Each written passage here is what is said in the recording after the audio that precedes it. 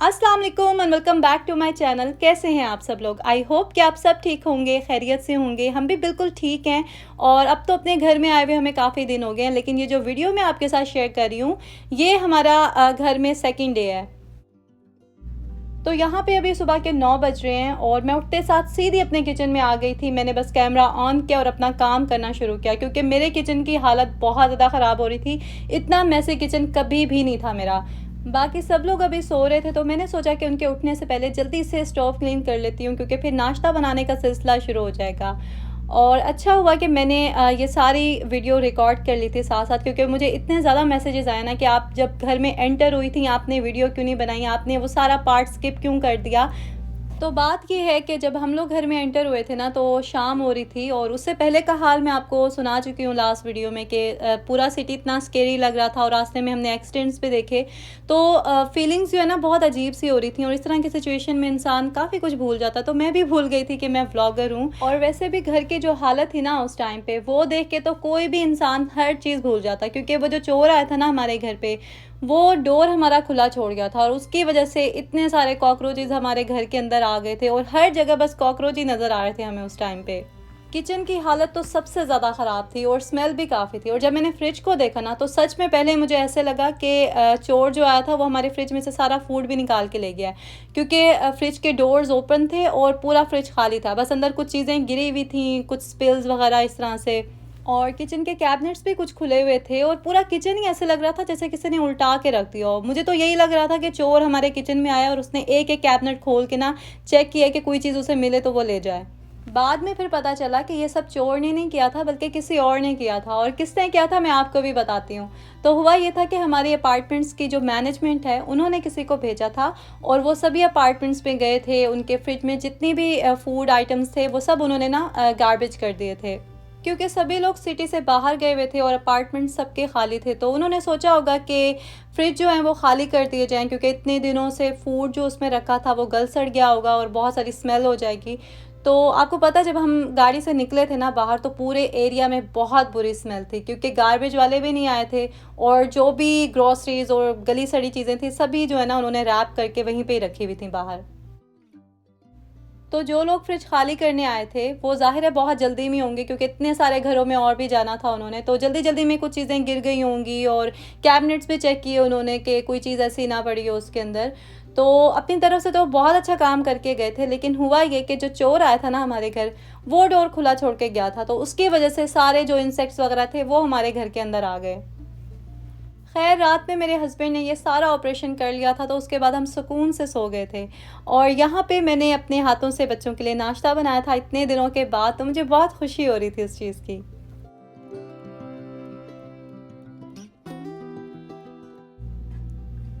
बहुत दिनों के बाद आज मैंने भी अपना फ़ेवरेट नाश्ता किया और नाश्ता करने के बाद मुझे काफ़ी सारे काम भी करने थे। आपको घर की हालत देख के अंदाज़ा हो रहा होगा कि कितना काम अभी करना बाकी है।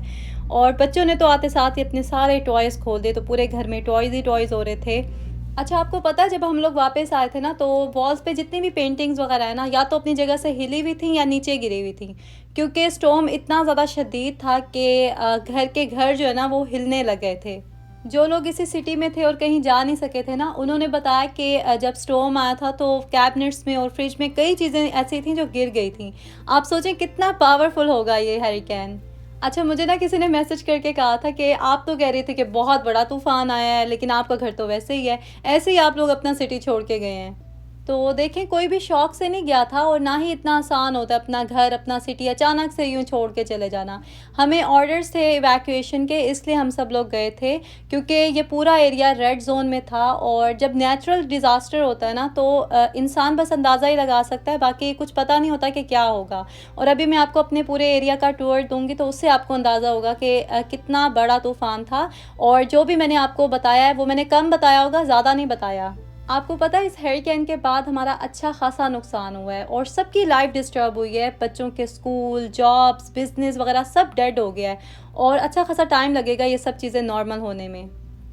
फ़िलहाल तो मैं अपने घर को ठीक करने की कोशिश कर रही हूँ। यहाँ पे अभी सुबह से दोपहर हो गई थी और किचन मेरा थोड़ा-सा क्लीन हुआ था, बाकी लिविंग एरिया जो है वो मैंने काफ़ी हद तक क्लीन कर लिया था। सोफ़ाज़ और जो डाइनिंग एरिया है वो सब क्लीन किया था ताकि बच्चे आराम से यहाँ पे खेल सकें। साथ में लॉन्ड्री का लोड भी लगाया था क्योंकि काफ़ी ज़्यादा मैले कपड़े इकट्ठे हो गए थे, तो अभी ड्रायर से निकाले थे, गरम-गरम थे, साथ ही मैंने फ़ोल्ड करके सेपरेट करके रख दिए थे सबके। आज तो बाहर भी क्लीनिंग वाले आए थे तो गार्डन की हालत ठीक करके गए हैं क्योंकि पहले सारे जो टूटे हुए ट्रीज़ थे ना वो गिरे हुए थे जगह-जगह। तो अभी शुक्र है कि यहाँ की हालत भी ठीक हो गई है। आज लंच में मैंने आलू गोभी बनाया था और जब से हम आए हैं ना हम दाल या फिर सब्ज़ी खा रहे हैं क्योंकि बाहर आपको पता है कि चिकन मीट वगैरह खा-खा के ना दिल ही भर गया था। और वैसे भी अभी घर में मीट है नहीं क्योंकि हमने ग्रॉसरीज़ अभी तक नहीं की हैं, बस जो चीज़ें थीं पास-पास मार्केट्स खुली थी वहीं से ही लेके आए थे। और इस चीज़ का तो मुझे बहुत ही ज़्यादा अफ़सोस है कि जाने से सिर्फ़ 2 दिन पहले हमने सारी ग्रॉसरीज़ की थी। मीट, चिकन, मटन हर चीज़ जो है ना फुल थी फ्रीज़र में और हर चीज़ वेस्ट हो गई। हमारी किस्मत में ही नहीं थी शायद वो। तो ख़ैर यहाँ पे अब मैं आपको अपने सिटी का टूर दे देती हूँ, आपको अंदाज़ा हो जाएगा कि कितना ज़्यादा डैमेज हुआ है यहाँ पे। मुझे कुछ लोगों ने स्पेशली कहा था कि आप जब अपनी सिटी में वापस जाएंगे ना तो अपने एरिया की वीडियो बना के ज़रूर शेयर करना ब्लॉग में। तो ये वीडियो मैंने आप लोगों के लिए बनाई है स्पेशली। और ये देखें यहाँ पे ये मस्जिद थी और शुक्र है कि जैसी थी वैसे की वैसी, ऐसे कुछ भी नहीं हुआ, वरना आसपास जितनी भी बिल्डिंग्स हैं ना सब डैमेज हुई हैं। और ये जो ब्लू कलर के पैचेस नज़र आ रहे हैं ना आपको छतों पे, ये इसलिए लगाए हैं ताकि जिन छतों में होल्स हो गए हैं, डैमेज हो गई हैं, वो ज़्यादा ख़राब ना हो क्योंकि इतना ज़्यादा डैमेज हुआ है और ये सब फिक्स करने में ना कई महीने लग जाएंगे।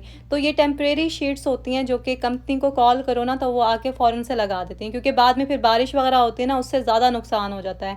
अभी कुछ लोग जो सिटी से बाहर थे और जल्दी टाइम पे वापस नहीं आए ना तो उनकी छतों में जैसे होल्स वगैरह हुए थे वो इतने ज़्यादा हो गए कि पूरे घर में जो भी सामान था ना उसे फंगस लग गई।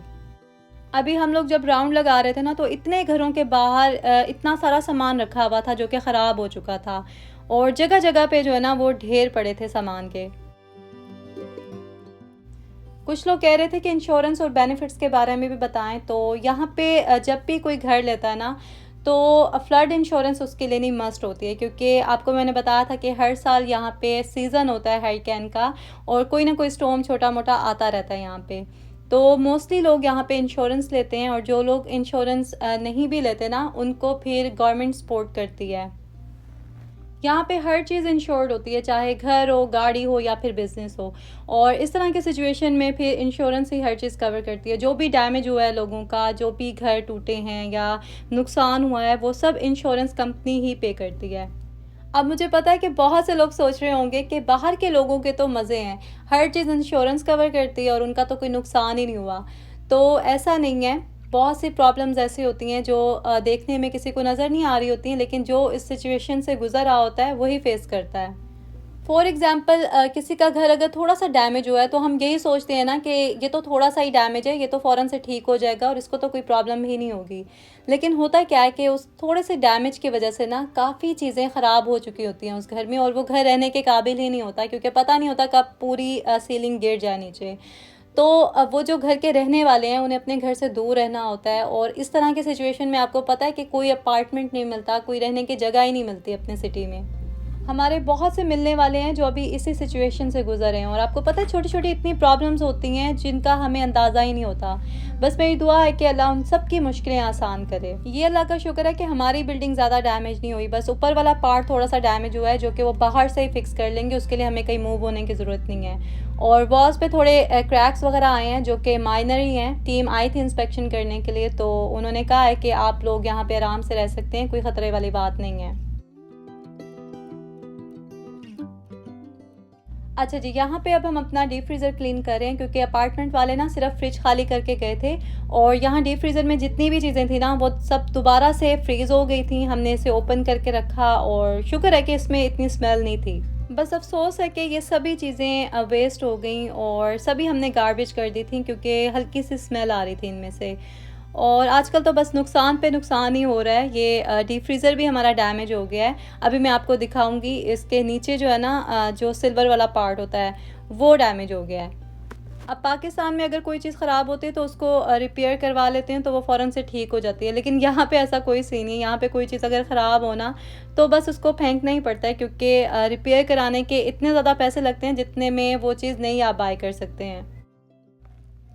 बस जो नुकसान इंसान की किस्मत में लिखा हो ना वो होके रहता है। पहले हमें इतने दिन होटल में रहना पड़ा तो सारा बजट अपसेट हो गया, क्योंकि पहले हम गए थे वेकेशन पे अटलांटा, मैंने आपके साथ भी शेयर किया था, और अच्छी सी वेकेशन हम करके आए थे। तो अभी ये जो इतना अरसा हमें अपने घर से दूर रहना पड़ा और इतने पैसे खर्च करने पड़े मजबूरी में, क्योंकि वेकेशन पे आप जाते हैं ना तो आप इंजॉय करते हैं, लेकिन इस तरह की सिचुएशन में आप जब जाते हैं तो पैसे तो खर्च हो रहे होते हैं लेकिन आप इंजॉय नहीं कर रहे होते। हालांकि हमने कोशिश बड़ी की थी कि हम इंजॉय करें उस टाइम को, लेकिन चलो खैर जो भी था अच्छा टाइम गुजर गया। ऊपर से फिर चोर आ गए पीछे घर में और प्ले स्टेशन ले गए बच्चों का, और भी पता नहीं क्या क्या छोटी छोटी चीज़ें ले गए होंगे जिनका हमें भी पता ही नहीं होगा।